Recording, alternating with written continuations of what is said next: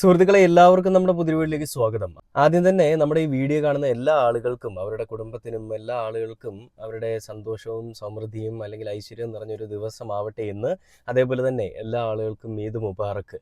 അപ്പോൾ ഇനി നമുക്ക് നേരെ വീഡിയോയിലേക്ക് പോവാം. എന്താണ് ഞാൻ പറയാൻ വന്നതെന്ന് വെച്ച് കഴിഞ്ഞാൽ തമ്മിൽ കണ്ടപ്പോൾ തന്നെ ഏകദേശമൊക്കെ നിങ്ങൾക്ക് മനസ്സിലായി കാണും. നമുക്കറിയാം ഇലക്ഷൻ്റെ കാര്യങ്ങളൊക്കെ ഇങ്ങനെ തകൃതിയായിട്ട് നടന്നുകൊണ്ടിരിക്കുകയാണല്ലോ. നമ്മൾ കഴിഞ്ഞ ദിവസം പിഷാരടിയെ പറ്റിയൊക്കെ പറയുകയുണ്ടായി. അപ്പോൾ ഇലക്ഷൻ്റെ ആ പരിപാടികളൊക്കെ ഇങ്ങനെ പ്രചാരണങ്ങളും പല കാര്യങ്ങളും ഒക്കെ ഇങ്ങനെ പലയിടങ്ങളിലും നടക്കും. നമ്മളെല്ലാവരും നേരിട്ട് കണ്ടിട്ടുണ്ട്, അല്ലെങ്കിൽ നമ്മളെല്ലാവരും ദിവസം കണ്ടുകൊണ്ടിരിക്കുകയാണ്. ഇനിയുള്ള ദിവസങ്ങളിൽ ഒരുപാട് പ്രഹസനങ്ങളൊക്കെ നമുക്ക് കാണാം. അതായത് നാളിതുവരെയും എ സിയിൽ നിന്ന് പുറത്തിറങ്ങാത്ത പല ആളുകളും വഴിയിലിരിക്കുന്ന ഭിക്ഷക്കാരന്മാരെ കണ്ടാൽ പോലും അല്ലെങ്കിൽ ഒന്നുമില്ലാത്ത ആളുകളെ കണ്ടാൽ പോലും ഓടിച്ചെന്ന് കെട്ടിപ്പിടിച്ചുകൊണ്ട് എന്നെ ഓർമ്മയുണ്ടോ മക്കളെ എന്നൊക്കെ ചോദിച്ചുകൊണ്ട് വഴി നീള പ്രഹസനത്തിന് ഇറങ്ങുന്ന കാഴ്ചകളൊക്കെ നമുക്ക് കാണാം. ഇലക്ഷൻ വരുമ്പോൾ മാത്രം കാണുന്ന ചില അപൂർവ പ്രതിഭാസങ്ങളാണ് ഇതൊക്കെ എന്നുള്ളത് നമുക്ക് എല്ലാവർക്കും അറിയാവുന്ന കാര്യമാണല്ലേ. അപ്പം അങ്ങനെ ഞാൻ നിങ്ങളുടെ പറയാൻ വന്നിരിക്കുന്ന കാര്യം എന്തെന്ന് ചോദിച്ചു കഴിഞ്ഞാൽ, ഇലക്ഷൻ്റെ പ്രചാരണങ്ങളൊക്കെ നടക്കുമ്പോൾ ചാനലുകാർ കുറച്ച് പരിപാടികളുമായിട്ടൊക്കെ ഇറങ്ങിയിട്ടുണ്ട്. അതായത് ജനങ്ങളുടെ സംവാദ പരിപാടി എന്നുള്ള പേരിലാണ് ഇവർ ഇറങ്ങിയിരിക്കുന്നത്. അപ്പോൾ അതിൽ ജനൻ ടി വിയുടെ ഒരു പരിപാടി ഞാൻ കാണാനിടയുണ്ടായി. അതായത് ജനങ്ങൾക്കിടയിലേക്ക് ഇറങ്ങിച്ചത്, ഇതൊക്കെ നേരത്തെ പല ചാനലുകളും തുടങ്ങി വെച്ച് അവരിപ്പോഴും ചെയ്തുകൊണ്ടിരിക്കുന്ന കാര്യങ്ങളാണ്. ജനൻ ടി വി ഇപ്പോൾ അടുത്തിടെയായിട്ടാണ് തുടങ്ങിയിരിക്കുന്നത്. അപ്പോൾ ജനൻ ടി വി ഹരിപ്പാട് സംഘടിപ്പിച്ചിരിക്കുന്ന ഒരു പരിപാടിയാണെന്നാണ് ഞാൻ മനസ്സിലാക്കുന്നത്.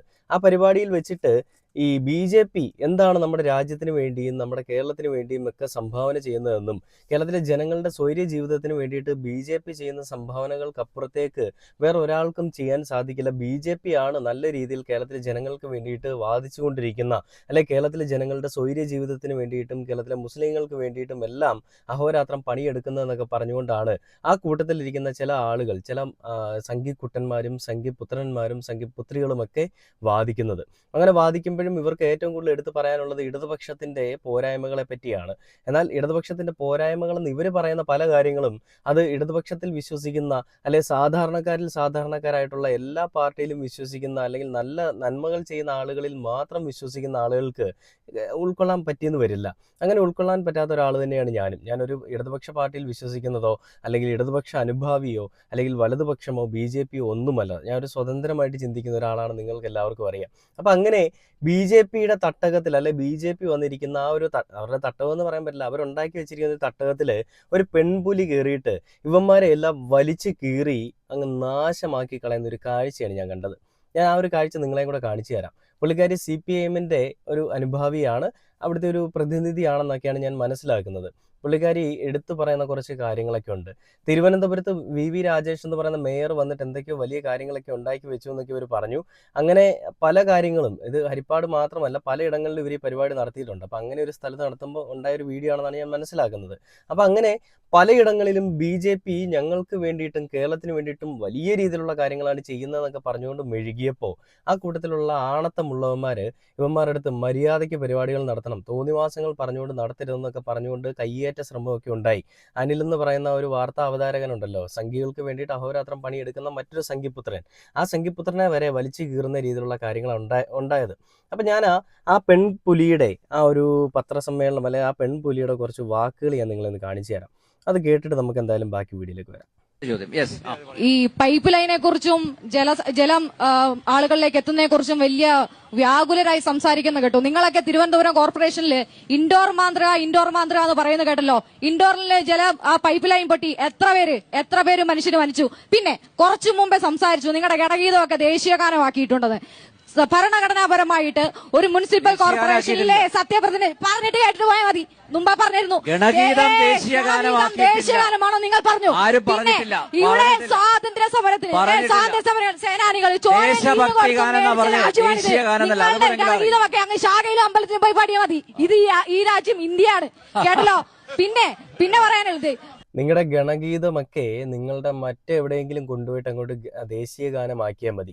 ഇത് ഇന്ത്യയാണ്. ഇവിടെ വന്നിട്ട് നിങ്ങളുടെ ഈ തോന്നിവാസങ്ങൾ നടക്കില്ല എന്ന് തന്നെയാണ് ഈ നീനു കെ ജയൻ എന്ന് പറയുന്ന, അല്ലെങ്കിൽ നീനു എന്ന് പറയുന്ന ആ പെൺകുട്ടി പറയുന്നത്. പെൺപുലി എന്ന് തന്നെ നമുക്ക് പറയാം.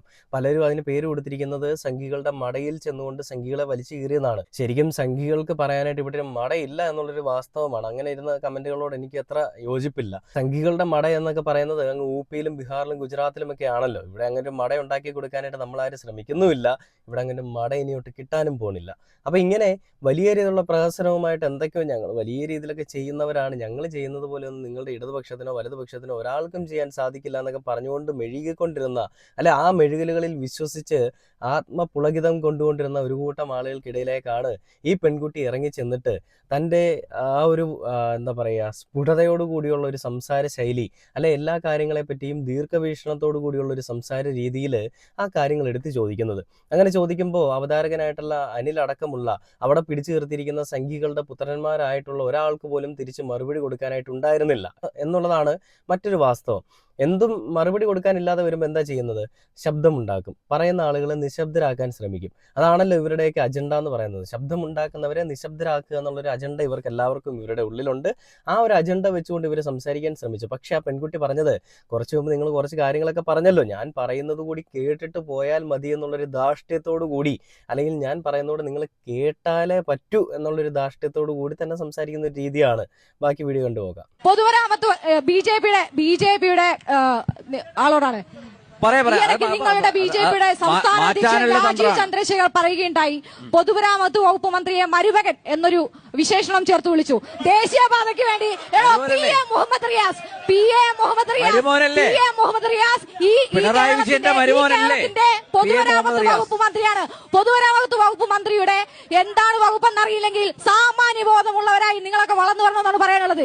പിന്നെ ദേശീയപാതയ്ക്ക് വേണ്ടി 5000 അനിൽ വീണ്ടും പറയുന്നത് മരുമകൻ അല്ലേ എന്നാണ്. മരുമകനാണോ അല്ലേ എന്നുള്ളതിലല്ല അനിൽ ഇവിടുത്തെ കാര്യം, അല്ലെ ഇവിടുത്തെ പ്രസക്തി. മരുമോൻ എന്ന് പറഞ്ഞുകൊണ്ട് വിശേഷണം നൽകി അവഹേളിക്കാൻ ശ്രമിച്ച രാജീവ് ചന്ദ്രശേഖരൻ എന്ന് പറയുന്ന ആ തോന്നിവാസം പറഞ്ഞവനെ പറ്റിയാണ് ആ പെൺകുട്ടി പറയുന്നത്. എന്താണ് പറയുന്നതെന്നും എന്തിനു വേണ്ടിയാണ് പറയുന്നതെന്നും മനസ്സിലാവുന്നില്ല ഇവന്മാർക്കെന്നുള്ളതാണ് വേറൊരു വസ്തുത. അത് ഒരിക്കലും ഒരു കാരണവശാലും ഇവന്മാർക്ക് മനസ്സിലാവില്ല. കാരണം തലയിൽ തലച്ചോറെങ്കിലും വേണ്ടേ? തലച്ചോറിന് പകരം ചാണകം പൊതിഞ്ഞ് കെട്ടി വെച്ചിരുന്നാൽ എങ്ങനെയാണ് ചിന്തിക്കാനും അതേപോലെ തന്നെ പ്രവർത്തിക്കാനും ഒക്കെ സാധിക്കുക?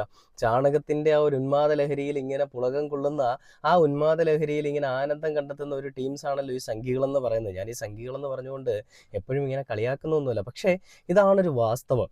സംഘിക്കുട്ടന്മാര് മുസ്ലിങ്ങൾക്ക് വേണ്ടിയിട്ട് എന്തൊക്കെയോ വലിയ രീതിയിൽ മറിച്ചു എന്നൊക്കെ പറഞ്ഞുകൊണ്ട് ലക്ഷ്മി പ്രിയ എന്ന് പറയുന്ന ഒരു സിനിമാ നടിയൊക്കെ രംഗത്തേക്ക് വന്നിരുന്നു കേട്ടോ. അതൊക്കെ നിങ്ങൾ കണ്ടതായിരിക്കും. ഞാൻ എന്തായാലും അടുത്തൊരു വീഡിയോയിൽ ഞാൻ അതുമായിട്ട് വരുന്നുണ്ട്. അപ്പോൾ ഈ പെൺകുട്ടി ഓരോ കാര്യങ്ങൾ എടുത്ത് പറയുമ്പോഴും പറയാനായിട്ട് മറുപടിയൊന്നുമില്ല. എവിടെയെങ്കിലും ഒരു പോയിന്റ് കിട്ടിക്കഴിഞ്ഞാൽ ആ പോയിന്റിൽ പിടിച്ചുകൊണ്ട് എന്തൊക്കെയോ മെഴുകി മാസ് അടിക്കാൻ വേണ്ടിയിട്ട് നോക്കുകയാണ്. പക്ഷേ അതും ആ പെൺകുട്ടി സ്കോർ ചെയ്തിരിക്കുകയാണ്. ബാക്കിയോടെ കണ്ടുപോകാം. 550 കോടിയാണ് മുടക്കിയത്. ആ അദ്ദേഹത്തെ ഈ ദേശീയപാത ഉദ്ഘാടനത്തിന് ക്ഷണിക്കാതെ ബി ജെ പിയുടെ സംസ്ഥാന അധ്യക്ഷൻ, എന്നാ പിന്നെ കെ പി സി സിയുടെ അധ്യക്ഷനെ വിളിക്കണം. നിങ്ങൾ എന്താ ഈ കാണിക്കുന്നത്? എന്നിട്ട് പറയുന്നു മരുമകൻ എന്ന്. ഈ കേരളത്തിന്റെ പൊതുമരാമത്ത് വകുപ്പ് മന്ത്രിയെ ഒരു ദേശീയപാതയുടെ ഉദ്ഘാടനത്തിന് വിളിക്കാതെ നിങ്ങൾ സാമാന്യബോധം. ഞാൻ ചോദിക്കട്ടെ, നിങ്ങളുടെ ആലോചനപ്പെടുത്തുന്ന അദ്ദേഹത്തിന്റെ പേരാണ് അതെ. എനിക്കിത് സജഷൻ ആയിട്ടാണ് പറയാനുള്ളത്. ഈ കേരളത്തിന്റെ പൊതുമരാമത്ത് വകുപ്പിന്റെ എന്താണ് അതിന്റെ തൊഴിൽ, അതിന്റെ ജോലി എന്താണെന്ന് സാമാന്യബോധമായി ചിന്തിക്കേണ്ട സാമാന്യബോധമുള്ളവരായിട്ട് ഈ കേരളത്തിലെ സംഘികൾ വളർന്നു വന്നാൽ കൊള്ളാം.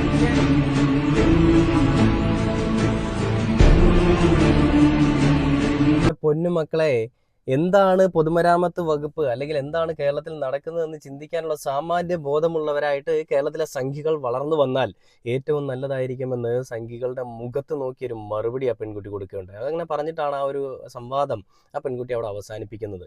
ആ പരിപാടിക്കിടയിൽ പല സ്ഥലങ്ങളിലും അല്ലെ പല കാര്യങ്ങളിലും അടിയും വഴക്കുമൊക്കെ ഉണ്ടാകുന്നുണ്ട്. ആ വീഡിയോ ഒക്കെ നിങ്ങൾക്ക് സൈഡിൽ നോക്കി അറിയാൻ പറ്റും. സംഘികൾ ഞങ്ങളെന്തോ വലിയ രീതിയിലൂടെ മെഴുകുന്നവരാണ്, ഞങ്ങളിവിടെ വലിയ രീതിയിലുള്ള വിപ്ലവം ഉണ്ടാക്കുന്നവരാണ്, ഞങ്ങളിവിടെ വലുത് എന്തൊക്കെയോ ഉണ്ടാക്കാൻ വരുന്നവരാണെന്നൊക്കെ പറഞ്ഞുകൊണ്ട് മെഴുകാൻ വന്നപ്പോൾ ആ പെൺകുട്ടി ഉശിരുള്ള പെൺകുട്ടി എന്ന് തന്നെ നമുക്ക് വിളിക്കാം. ധൈര്യശാലിയായിട്ടുള്ള ഉശിരുള്ള പെൺകുട്ടി. കാരണം ഇവന്മാരുടെയൊക്കെ മുഖത്ത് നോക്കി ഈ രീതിയിലുള്ള മറുപടി പറയണമെന്നുണ്ടെങ്കിൽ കുറച്ച് ഗട്ട്സ് വേണം. ആ ഗട്ട്സ് ഈ പെൺകുട്ടി കിട്ടിയത് എവിടുന്നാന്ന് ചോദിച്ചു കഴിഞ്ഞാൽ ഇടതുപക്ഷത്തിന്റെ ഒരു അനുഭാവി ആയതുകൊണ്ട് തന്നെ ആയിരിക്കണം കിട്ടിയിരിക്കുന്നത്. ഇനി ഇടതുപക്ഷത്തിന്റെ അനുഭാവി ആണോ അല്ലയോ എന്നുള്ളതിലല്ല ഇവിടുത്തെ പ്രസക്തി. ആ പെൺകുട്ടി പറയുന്ന കാര്യങ്ങളെല്ലാം നമ്മളിൽ ഓരോ പാവപ്പെട്ട അല്ലെ സാധാരണക്കാരായിട്ടുള്ള ആളുകൾ പറയാൻ ആഗ്രഹിച്ചിട്ടുള്ള കാര്യങ്ങൾ തന്നെയാണ്. അങ്ങനെയുള്ളപ്പോൾ ആ പെൺകുട്ടിയെ ഒരിക്കലും ഒരു ഇടതുപക്ഷത്തിൻ്റെ അനുഭാവിയെന്നോ വലതുപക്ഷത്തിൻ്റെ അനുഭാവിയെന്നോ ഉള്ള പേരുകൾ വിളിച്ചിട്ട് നമുക്ക് പറയാൻ പറ്റില്ല. യു പിയിലെയും ബീഹാറിലെയും പോലെയാണ് ഇവിടെ കേരളവും. കേരളത്തിലും ഞങ്ങൾ അതുപോലത്തെ വികസനങ്ങൾ കൊണ്ടുവരുമെന്നൊക്കെ പറയുന്ന ആളുകൾ ഇവിടെയും പശുവിനെ കൊന്നു കഴിഞ്ഞാൽ അല്ലെങ്കിൽ മറ്റുള്ള അനുബന്ധ വിഷയങ്ങളിലെല്ലാം ഈ കൈ അടത്തിക്കൊണ്ട് തോന്നിവാസങ്ങൾ കാണിക്കുന്നവന്മാർ ഇവിടെയും അതൊക്കെ കാണിക്കുമെന്നുള്ളതാണ് ഇവന്മാർ പറഞ്ഞു വെക്കുന്നത്. അതിവിടെ നടത്തില്ല. ഗണഗീതം ദേശീയഗാനമാക്കാൻ ഇവിടെ സമ്മതിക്കില്ല എന്ന് ആ പെൺകുട്ടി പറയുമ്പോൾ ആ പെൺകുട്ടി മാത്രമല്ല അവിടെ സംസാരിക്കുന്നത്. കേരളത്തിലുള്ള നല്ലൊരു ശതമാനം ജനങ്ങളും വിവരവും വിദ്യാഭ്യാസവും അറിവുമുള്ള, തലയിൽ ചാണകമില്ലാത്ത തലച്ചോറുള്ള നല്ലൊരു ശതമാനം ആളുകളും അതിനെ അംഗീകരിക്കുകയും ചെയ്യുന്നുണ്ട്. നല്ലൊരു ശതമാനം ആളുകളും പറയാൻ ആഗ്രഹിച്ച കാര്യങ്ങൾ തന്നെയാണ് ആ പെൺകുട്ടി പറഞ്ഞതെന്നാണ് ഞാൻ മനസ്സിലാക്കുന്നത്. സംഘികളുടെ മുൻപിൽ നിന്നുകൊണ്ട് സംഘികളുടെ മുഖത്ത് നോക്കി ഈ രീതിയിൽ പറയണമെന്നുണ്ടെങ്കിൽ എൻ്റെ പൊന്നുമോളെ നമിച്ചിരിക്കുകയാണ്. നിങ്ങളെപ്പോലെയുള്ള ഈ പ്രതികരിക്കുന്ന നല്ല ന്യൂ ബ്ലഡാണ് നമ്മുടെ ഭാരതത്തിന് ആവശ്യം, നമ്മുടെ കേരളത്തിന് ആവശ്യം. ഇനിയും എന്നും ഇതുപോലെയുള്ള ഒരുപാട് ആളുകളെ വാർത്തെടുക്കാനായിട്ട് ഇടതുപക്ഷത്തിനും വലതുപക്ഷത്തിനും മറ്റുള്ള അനുബന്ധ പാർട്ടികൾക്കുമൊക്കെ ഉണ്ടാവട്ടെ. ഇത് ചിന്തിക്കാനും മനസ്സിലാക്കാനുമുള്ളൊരു കഴിവ്, കേവല സാമാന്യ കഴിവ് സംഘി കുട്ടന്മാർക്ക്, സംഘി കുട്ടികൾക്കും സംഘി അമ്മച്ചിമാർക്കും ഒക്കെ ഉണ്ടാവട്ടെ എന്ന് പ്രത്യേകിച്ച് പറഞ്ഞുകൊണ്ട് ഈ ഒരു വീഡിയോയുടെ അവസാനിക്കുകയാണ്. വീണ്ടും ഞാൻ പറയുകയാണ്, ഇലക്ഷനൊക്കെ വരികയാണ്. നിങ്ങൾക്കുള്ള വോട്ട് അത് നോക്കി കണ്ട് ചെയ്തില്ല എന്നുണ്ടെങ്കിൽ പണി പാലും വെള്ളത്തിൽ കിട്ടും മക്കളെ. അപ്പോൾ ഓക്കെ, ബൈ.